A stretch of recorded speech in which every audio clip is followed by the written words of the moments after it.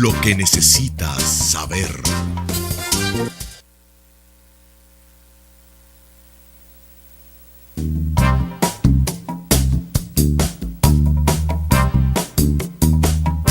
Teleimpacto. Lo que necesitas saber.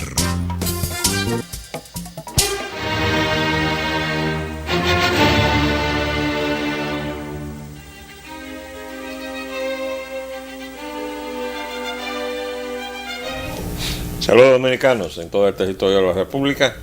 Les habla Leopoldo Payana Anita y hoy Agenda Nacional va a abordar la situación confusa y complicada que tenemos con relación a la frontera, con relación a la crisis de Haití y también a la gobernabilidad de la República Dominicana.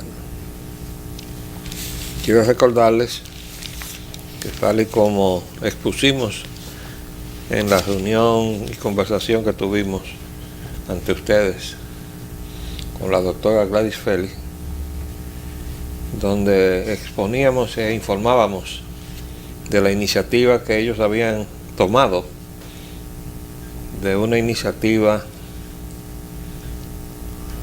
que yo había planteado hace ya tiempo y que varios juristas habían sacado al cuerpo.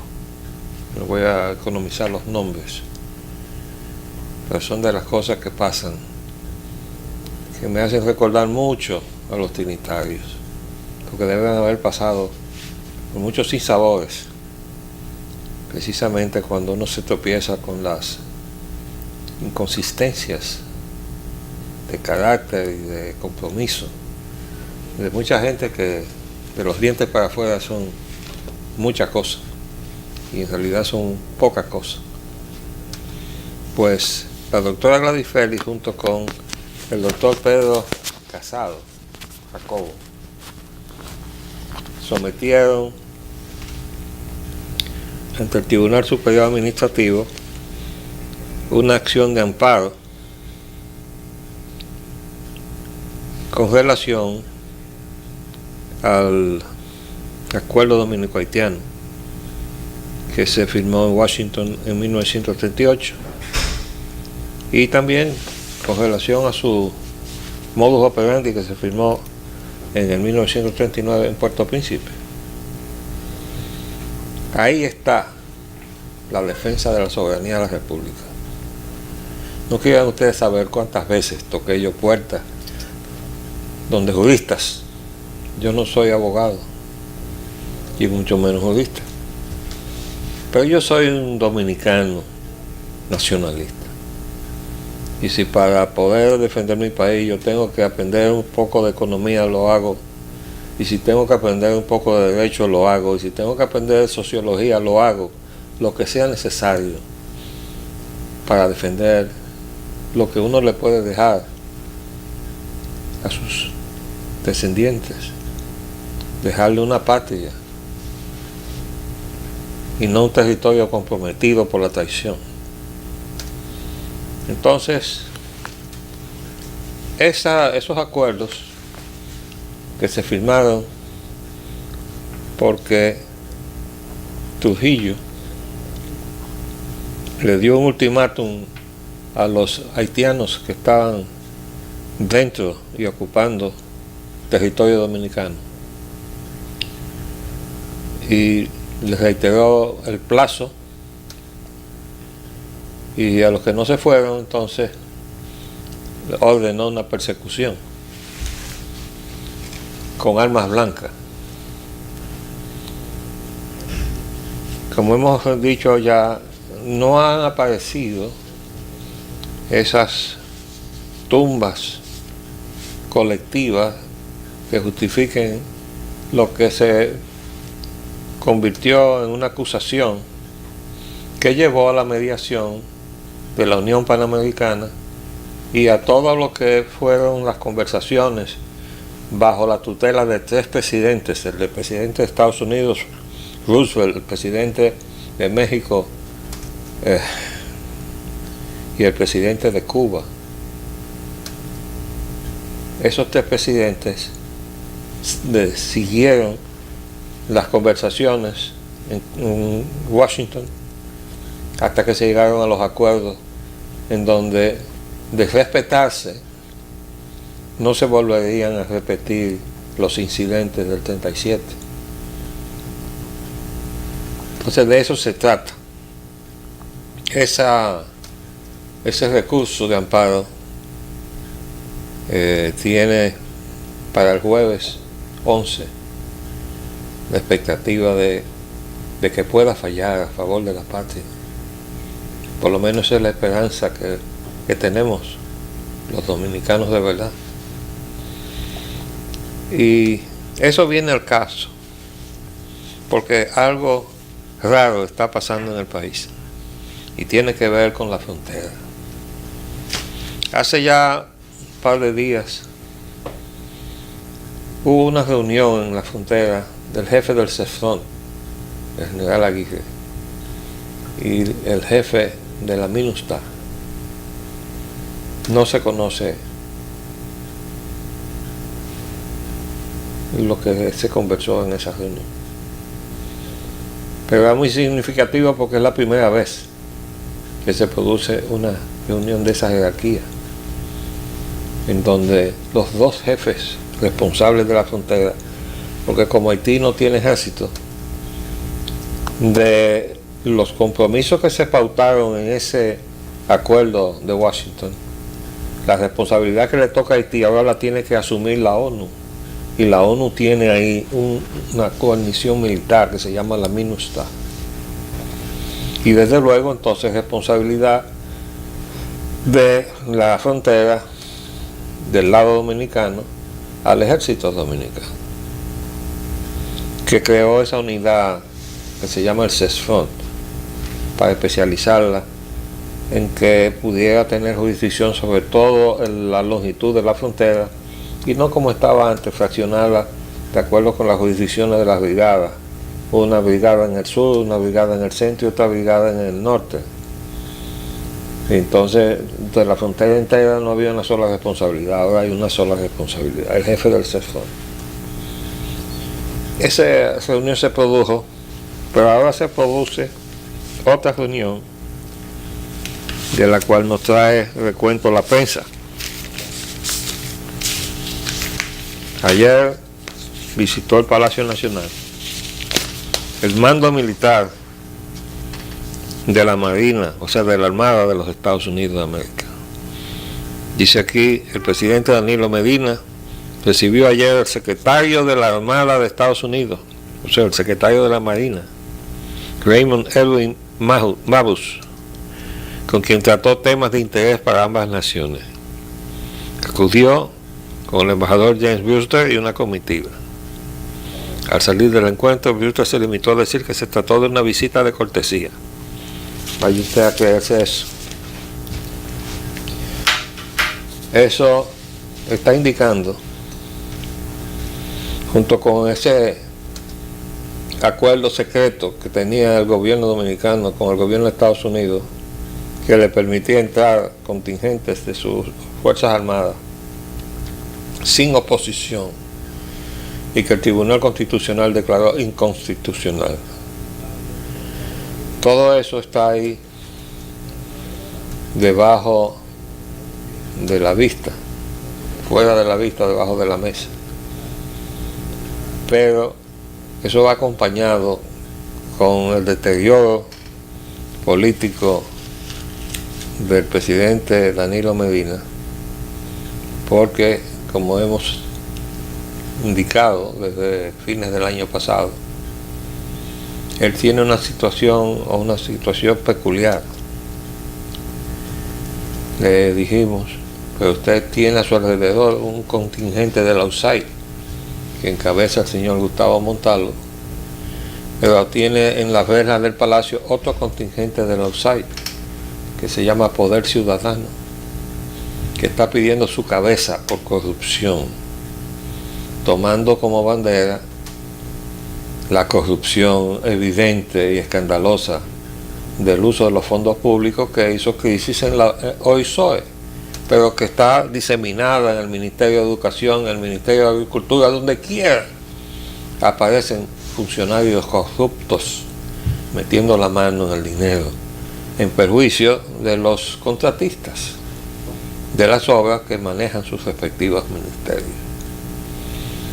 Y en esa situación, habiendo anunciado ese equipo humano que obedece las consignas que le da la USAID, que las convocatorias semanales las iban a convertir en convocatorias cada 2 días, está diciendo que hay todo un proceso semejante al de Guatemala para ejecutarlo en la República Dominicana.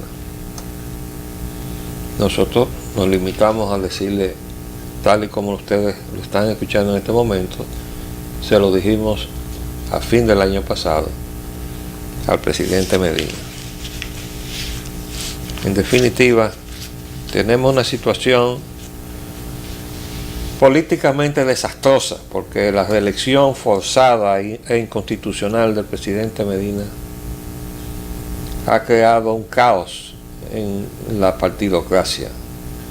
Ahí no hay un partido que no tenga problemas serios. El transfugismo, ahora se ha puesto de moda darle seguimiento al transfugismo. Pero eso no es más que consecuencia de la falta de ideología de los partidos políticos y de ese PRD al cual le asigné yo tantos años de mi vida, hasta que me di cuenta que en manos de José Francisco Peña Gómez, ese agente extranjero, no solamente porque era haitiano, sino porque se había entregado al gran dinero, cuyos representantes, los liberales de Washington, él no se apeaba de la boca. Y todo el que tenga suficiente edad se acordará que eso es así, que yo no le estoy inventando nada a la memoria de Peña Gómez, sino estoy colocándolo en el lugar que le corresponde históricamente. Él no se merece tener el aeropuerto con su nombre. Entonces, en definitiva, ese partido ha dejado de ser el partido de la Esperanza Nacional. Vamos a hacer un paréntesis. Volvemos en un minuto.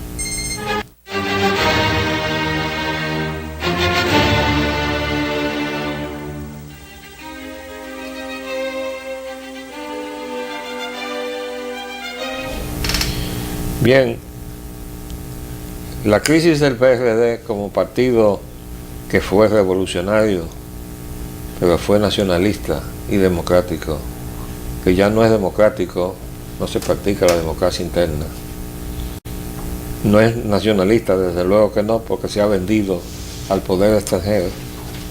Y de revolucionario no tiene absolutamente nada. Ahí lo que quedan son las ambiciones personales. ¿Para qué? Bueno, porque ahora se inventaron algo que ya se había inventado Peña Gómez, el gobierno compartido. ¿A compartir qué?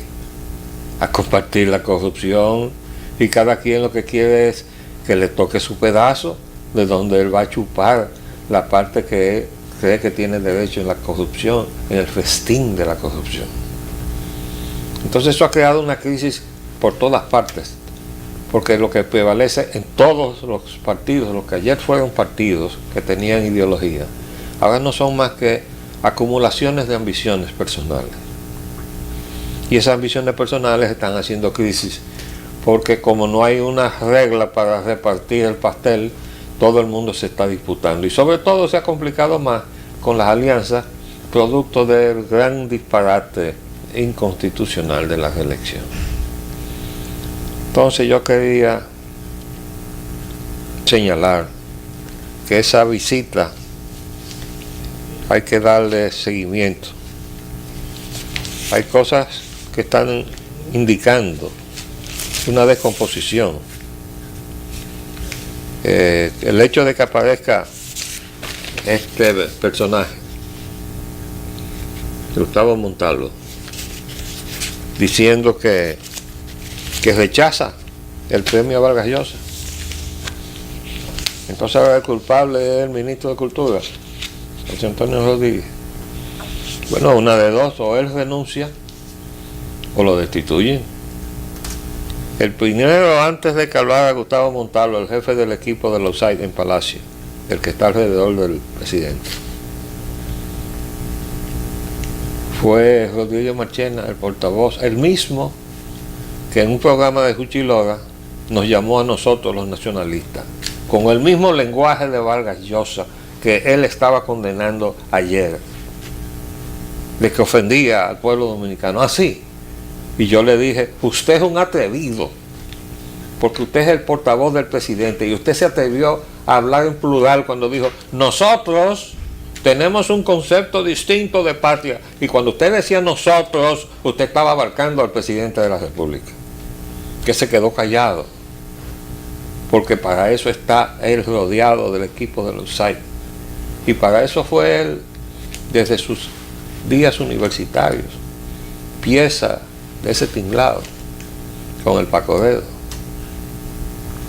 Entonces esta caricatura de partidocracia que nosotros tenemos se tiene que remediar para que se caigan todas esas piezas podridas que han estado en el medio de la política dominicana, comenzando por Leonel Fernández, que es el principal responsable de todo lo que ha hecho mal en este país en contra de la patria de Duarte, el PLD, el partido de Juan Bosch, y contra lo que fue la ideología que Bosch les quiso enseñar y que ellos no aprendieron,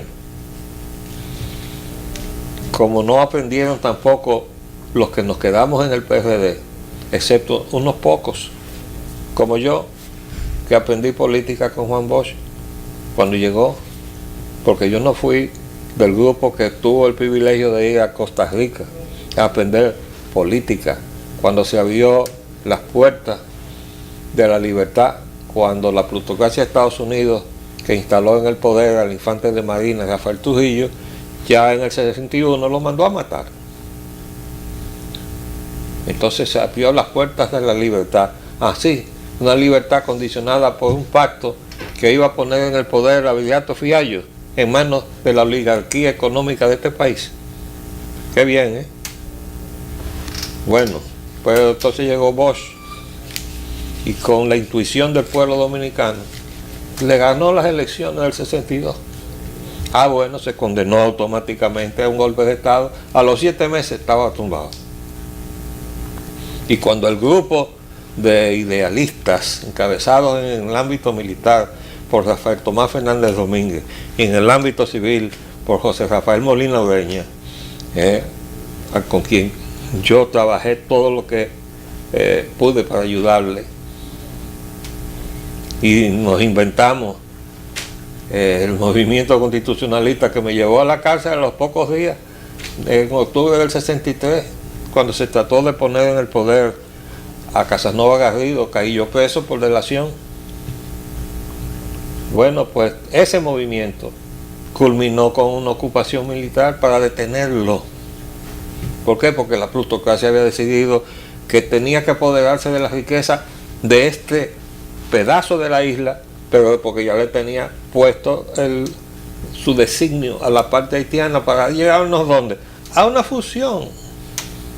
Y por eso tenemos un expresidente de Estados Unidos de este lado y tenemos otro expresidente de Estados Unidos de aquel lado, que son amigos, son socios, están en la misma cosa, en el apoderamiento de la riqueza de oro, plata y platino y de otros minerales preciosos de la isla.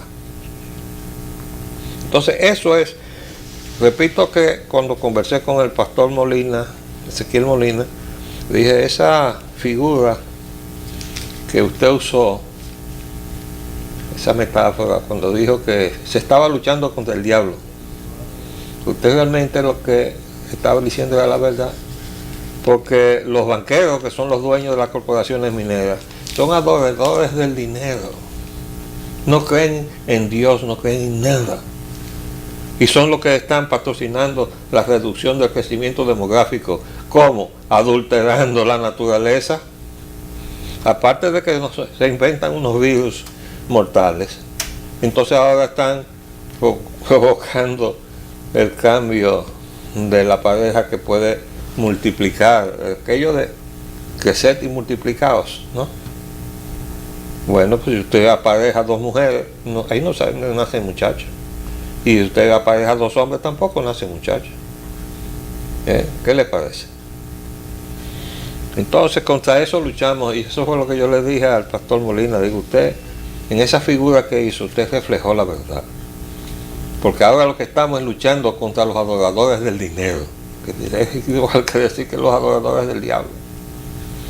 Y de verdad que a eso hay que enfrentar no solamente el sentido religioso que él le dio en esa magnífica intervención del día 1 de enero, sino el sentido patriótico, el que instintivamente tenemos, aunque nos han adulterado la historia de Duarte y el mensaje de Duarte, porque eso es parte de la conspiración, desvirtuar los valores que son esenciales para que exista entonces independencia, y exista soberanía, y exista autodeterminación. Entonces nosotros tenemos que seguir al pie del cañón, observándolo todo y dispuestos a pelear en cualquier momento. Así tenemos que estar vigilantes. Y estas cosas que están saliendo es parte del tinglado del teatro, en donde los que ayer juraron de la nacionalidad, y por eso el pastor Molina se refería a la conspiración contra la nacionalidad, y ahora resulta que están ofendidos porque un ministro de su gobierno le dio una condecoración al mayor enemigo, porque hasta la familia entera. Acuérdense que la conspiración de la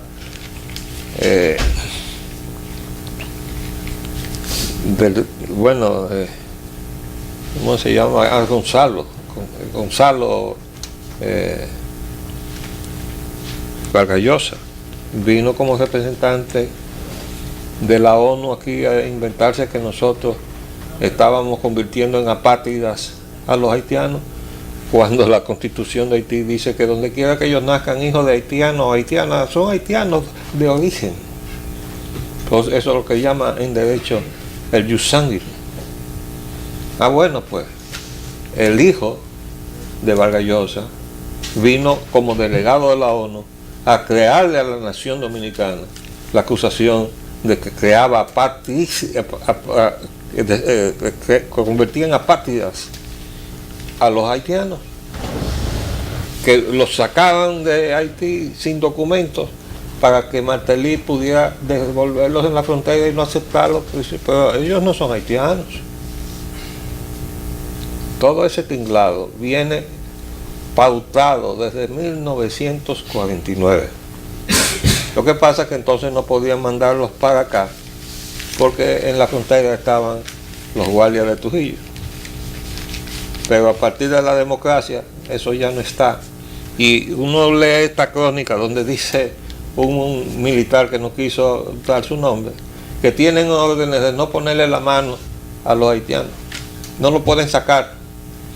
Bueno, pues de eso se trata la sentencia que estamos esperando el jueves. Si el tribunal produce el resultado que el país necesita, vamos a ver entonces si el gas pela, como dice el pueblo dominicano. Les habló Leopoldo Espaillat Nanita. Hasta luego.